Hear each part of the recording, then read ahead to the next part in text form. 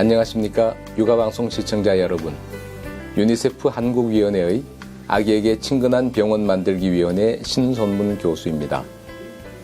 저출산 문제를 극복하기 위해서 정부와 국민 모두가 애를 쓰고 있는 이때 새로 태어나는 한 명 한 명의 아기들의 건강은 무엇보다도 소중합니다.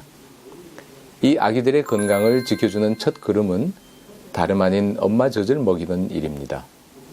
모유는 아기의 건강을 잘 지켜줄 수 있도록 풍부한 영양소와 면역 물질들을 포함하고 있어서 여러 가지 감염병이나 알레르기 질환은 물론 심지어 림프종과 같은 암의 발생도 감소시키며 엄마의 유방암이나 난소암의 발생도 줄여주는 등 수많은 장점을 갖고 있습니다.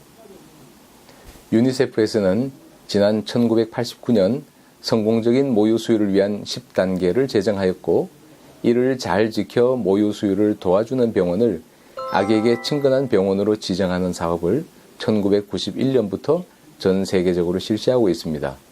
우리나라도 이에 동참하여 현재 22개 의료기관을 아기에게 친근한 병원으로 지정하여 모유 수유를 도와주고 있습니다.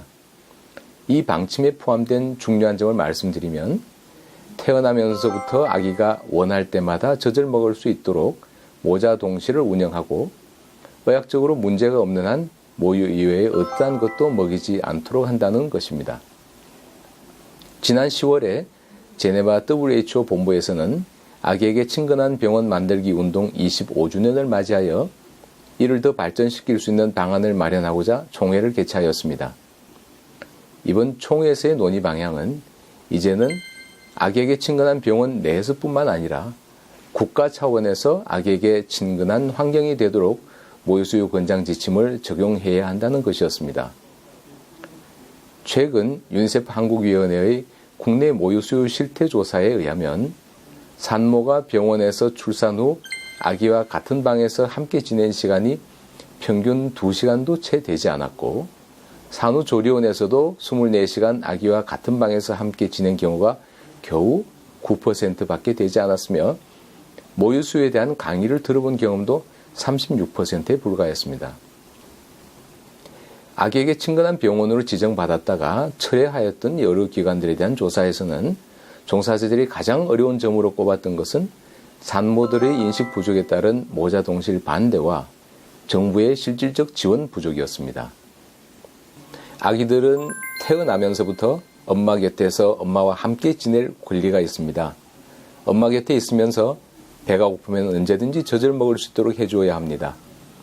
UN 아동권리협약에도 아이들은 특별한 경우가 아니면 그 부모로부터 분리시킬 수 없도록 하고 있으며 항상 아기의 이익을 최우선으로 하도록 하고 있습니다.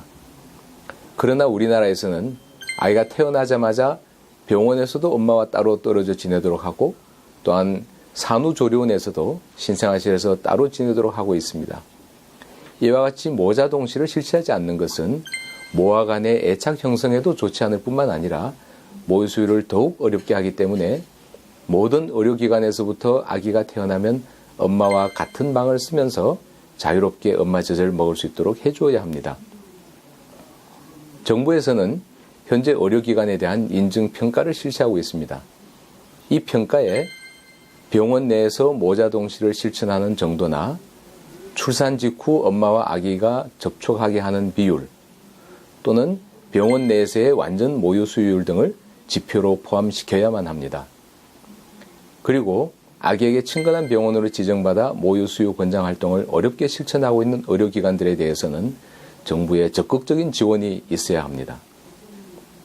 모두 함께 힘을 모아 저출산 현상을 극복해야 하는 일대에 정부는 모유 수유를 지원하는 정책을 적극적으로 시행해야 합니다.